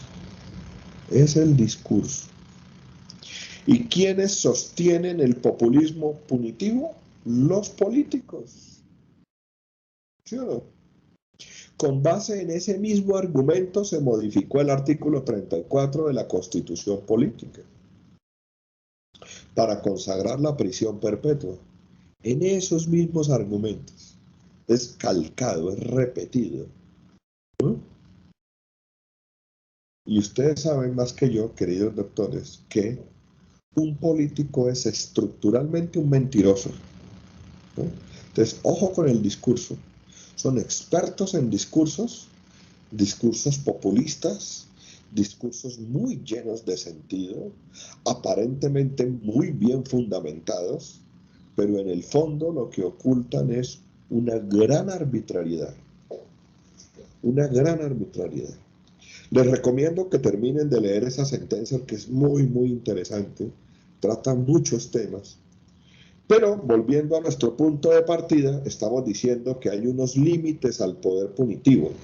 De acuerdo con lo que dice esta sentencia, lo que hemos podido leer hasta acá, ¿cuál creen ustedes que sería un primer límite al poder punitivo? La dignidad humana. La dignidad humana, sí señora, la dignidad humana. Este es el primer límite, el primer valladar, digámoslo así, la primera frontera. ¡Ojo, señor legislador! ¡Ojo, señor juez! ¡Ojo, señor fiscal! ¡Ojo, señor del IMPEC! Hay un principio acá que está por encima de cualquier poder, aún el poder punitivo. Y es la dignidad del ser humano. ¿Y qué significa la dignidad del ser humano? Que usted no puede instrumentalizarlo al ser humano para cumplir unos fines aparentemente legítimos, como ocurre en este caso. Usted no puede convertir al ser humano que está condenado en un instrumento para servir de ejemplo, para estigmatizar, para difamar, para enviar mensajes a la sociedad. Es que queremos dar un mensaje de escarmiento. ¿Cómo es que dicen ahora? Un mensaje ejemplificante, ¿no? Una sanción ejemplificante que sirva de ejemplo a los demás. Es como decirle, mire, aquí le tengo a la cabeza de este y el que se atreva a tocar a un niño, mire lo que le va a pasar. Lo vamos a matar, lo vamos a colgar en un muro, lo vamos a estigmatizarlo para que todo el mundo lo señale y lo vean. Eso se llama negar la dignidad del ser humano, ¿sí o no? La dignidad humana es un principio constitucional, señores. Y quiero mostrarles algo para que ustedes vean cómo de verdad hemos avanzado en esto. Miren ustedes. Busquemos por favor la Constitución Política de 1991, ahí en internet.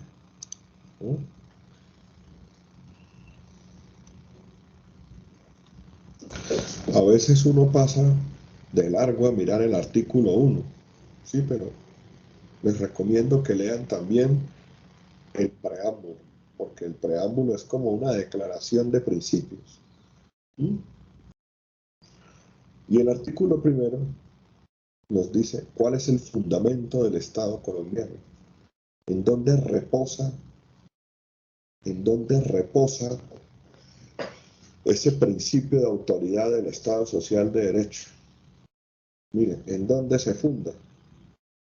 ¿Cuál es el fundamento? ¿Cuál es el fundamento de todo En el el sistema? respeto de la dignidad humana. Ahí está, el fundamento de la dignidad humana. La Constitución lo dice.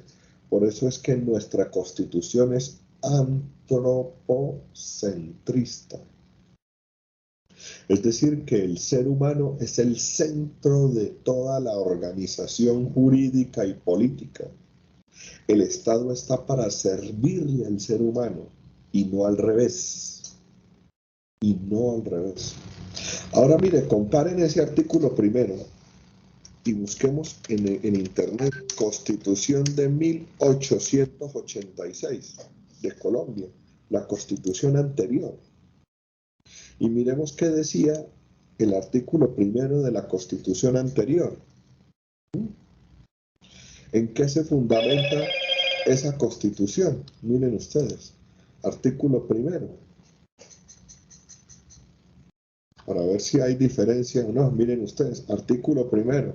La nación colombiana se reconstituye en forma de república unitaria. ¿Mencionaba al ser humano por algún lado? Para nada. Porque lo importante no era el hombre, lo importante era la nación y lo importante era la república. ¿Mm?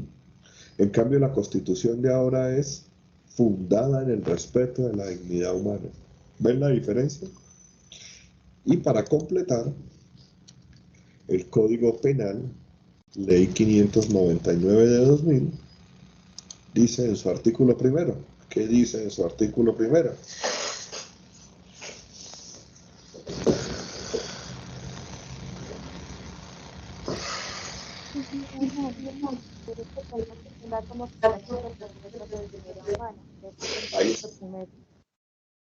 Ahí está, principio del respeto a la dignidad humana. ¿Ven, queridos doctores? Entonces ese es el primer límite. El primer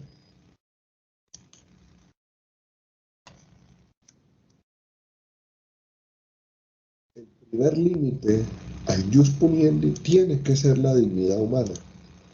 Ojo, a veces se nos olvida. Pasamos muy por encima de esto, de la dignidad humana. ¿Mm? ¿Qué pasa cuando capturan a una persona sindicada de cometer un delito y la capturan en flagrancia? ¿Cuál es la primera reacción que tenemos como sociedad? ¿Mm?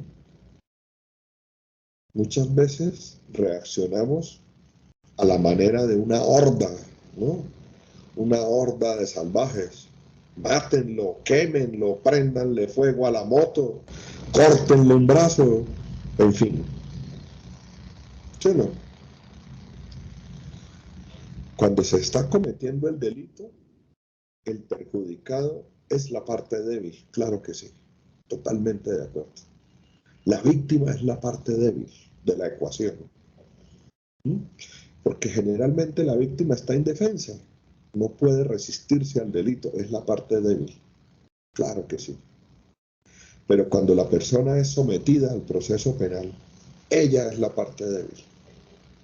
Entonces hay que apoyarla, hay que respetarla, hay que darle garantías, hay que darle derechos.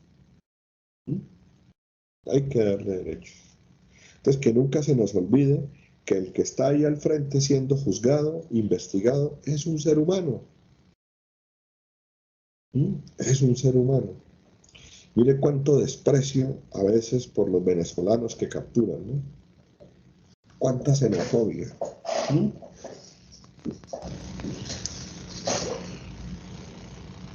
¿Cómo es posible que un sistema carcelario tenga tanto hacinamiento como el nuestro? Y eso que ha bajado.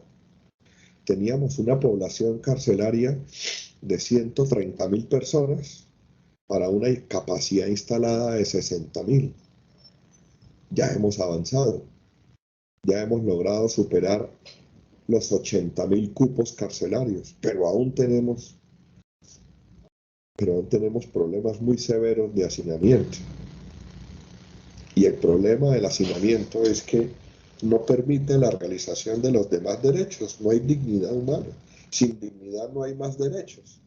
Por ejemplo, en hacinamiento, imagínense ustedes, búsquense cualquier documental en internet, cualquiera, cómo es una celda por dentro. Y en una celda hay 6, 7 personas y un solo baño para todos. ¿Cómo va usted al baño con 7 personas al lado? No hay dignidad. No, pero es que no solo influye eso, o sea, influye el tema del hacinamiento y adicional a eso también el tema de salubridad, ¿no? O sea, ellos están entre cucarachas, entre ratas, se ha visto documentales donde muestran todo esto, ¿cierto? Digamos que el tema del hacinamiento sí bajó un poco el año pasado cuando entramos en el marco de la pandemia, ¿cierto? Porque muchas personas, varias personas de las que eran mayores de 60 años o tenían comorbilidades fueron, o sea, les dieron como la opción de detención domiciliaria, ¿cierto? Por lo del Sí, tema de la pandemia. Eso ayudó un poco en bajar el tema del personas, hacinamiento. mi doctora, el número de personas que se esperaba salir de la cárcel realmente no fue, o sea, el número que salió no fue el número que se proyectaba, fue muy inferior. Ah, pues claro, sí, porque obviamente hubo también una, ¿cómo le explico? Como que la sociedad se hizo frente ante eso, entonces, ¿qué hicieron? Mejor lo detuvieron, pero eso estaba Mire, para hacerse. dígalo claramente, doctora. El uribismo empezó a decir que le iban a abrir la puerta a miles de delincuentes peligrosos y que iban a inundar las calles. Sí, pero lo que no ven allá en el fondo es que a Santofimio sí recibió este beneficio, ¿cierto? Allá nadie dijo nada. Nadie dijo nada, ¿sí? Ese es el discurso, doctora. ¿Sí ve lo que yo le digo? Cuidado con el discurso. Cuidado con el discurso. Entonces, el presidente aprobó un decreto y dijo, mire, vamos a darle libertad a todo el mundo, excepto a esto, y una cantidad de excepciones que termina pues por no hacer nada realmente. Muy pocas personas lograron acceder a ese beneficio. Muy pocas. Muy pocas. Entonces, si en condiciones normales el hacinamiento genera problemas de salubridad, ahora imagínense en una pandemia. Imagínense.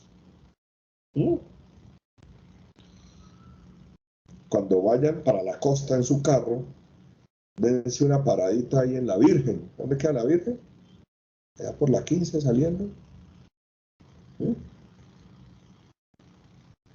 En el norte de la ciudad, ¿no? ¿No conocen por esa vía? Sí, profe, Sí, sí, señor. bueno, ahí hay a mano derecha de la Virgen hay una estación de policía gigante. Se llama la estación de policía norte. ¿Sí? Y dense una miradita por ahí. Ahí tienen los detenidos que no han podido ingresar a la cárcel modelo. ¿Por qué? Porque el sistema no permite, no hay dónde meter la gente. Entonces los tienen allá, en una situación ahí temporal. Pero en esa temporalidad pueden pasar 3 meses, 5 meses, 1 año, 2 años. Vaya, miren, asómense allá por una endija y miren cómo está esa gente allá. Es que pasa lo mismo aquí en Girón. En la estación de policía de acá en Girón también tienen unos calabozos. Y créanme que las condiciones no es que sean las mejores, ¿sí? Y aparte de eso, es el trato que se le dan a los, digamos que sí, ellos son delincuentes, cometieron un delito, pero volvemos otra vez al tema de la dignidad humana. Porque tiene que haber un abuso de poder, un abuso de autoridad de parte de los policías hacia estas personas y ellos igual, que lo juzgue la misma ley. No tiene por qué tomarse la justicia por su propia mano. Si no, no lo permiten a las personas, ¿cierto? Cuando un ladrón y uno los va a golpear, es más, nomás la defensa propia, ya uno se está metiendo en un problema legal, por así decirlo, al defenderse, porque ellos sí lo hacen, ellos teniéndolo allá, literalmente los desnudan, les ponen agua a presión, los dejan dormir toda la noche así mojados sin una sola cobija, les mojan las camas, porque yo sé que pasa eso allá adentro, ¿sí? Aquí en Girón, estoy hablando. Muy bien, doctora. En cambio, en las demás cárceles del país pasa exactamente lo mismo. Total. Total. Bueno, muy bien, queridos doctores. Entonces, por aquí nos vamos enrutando y vamos diciendo, mire, ¿cuáles son los límites al poder punitivo? Primero, la dignidad humana. Nunca se nos olvide. Nunca se nos olvide la dignidad del ser humano. Cuesta, sí cuesta mucho, porque es que creemos que el que está allá, el que cometió el delito, es un animal, es un salvaje, que lo único que merece es muerte, nada más, castigo. A veces la sociedad reclama castigo, a veces la sociedad ruge por castigo. ¿Eh? Y entonces queremos que el delincuente la pase mal, que sufra. Si nos enteramos que un interno tiene acceso a internet, tiene un celular, pues eso nos fastidia, nos molesta, porque es un privilegio que ni siquiera tenemos nosotros afuera. Y ahora, ¿por qué ellos sí lo van a tener allá adentro? Porque nos criaron, señores, con la idea de que la pena, el castigo, es un mal que compensa otro mal. Es un mal que compensa otro mal. Es una respuesta negativa frente a una conducta negativa. Entonces, menos con menos da más. Se supone que de allí sale algo bueno. ¿Mm? Entonces, otra de las circunstancias en las cuales se ve muy próxima la vulneración de la dignidad humana es esta, queridos doctores. Aparte del hacinamiento y todos estos problemas estructurales, hay una mucha más sutil, ¿sí? Hay una mucha más sutil y que muchas veces no se le pone atención, pero pues que es necesario mencionarlo. ¿Sí? Vamos a suponer acá un ejercicio, doctora Dana Yuletsi. Suponga que usted es la juez, ¿sí? Usted es la juez. Y usted tiene ante su presencia, ¿no? Lo llevan allá ante el estrado, amarrado con cadenas, bueno, con esposas, a un muchacho que tiene 20 años y que fue capturado porque atracó a una señora. ¿Sí? Entonces, el muchacho se declaró culpable. ¿Sí? Y usted lo va a condenar. ¿Sí? Usted lo va a condenar. Entonces usted dice, mire, la ley dice que usted debe recibir una pena de tanto a tanto. ¿Sí? Entonces yo me voy a ubicar acá y le voy a dar esta pena. Le voy a imponer 4 años de prisión, o 5, o 6, o 10, o los que usted quiera. De acuerdo pues con el marco punitivo que le da la ley. ¿Cierto? Muy bien. Ahora, usted le va a decir, mire, no lo voy a dar la libertad. No le voy a dar la libertad porque usted no merece la libertad. ¿Cierto? ¿Y por qué no merece la libertad? Y empieza el discurso del juez. ¿Cierto?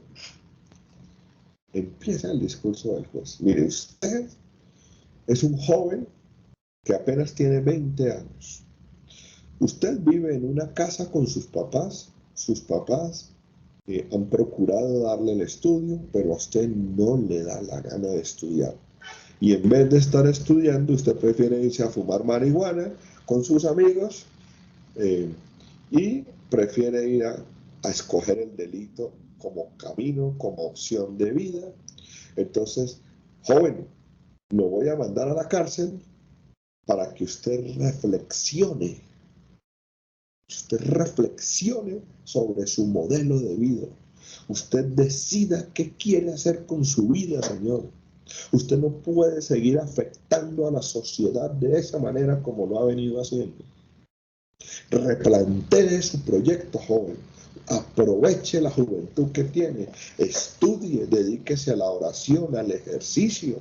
Profesionalícese, sea una persona útil a la sociedad. Y empieza esa descarga, ¿no? Como decir, yo soy un ser perfecto, yo soy el juez, yo soy un hombre de luz, usted es un alma en pena, yo lo voy a guiar por el camino del bien. Más o menos así. Cuando un juez empieza a hablar así, a mí se me viene a la mente un pastor, un sacerdote, un abad, ¿no? Un ser superior que guía a las almas que están perdidas en la oscuridad del delito, ¿no? Y entonces empieza el juez a interiorizar valores.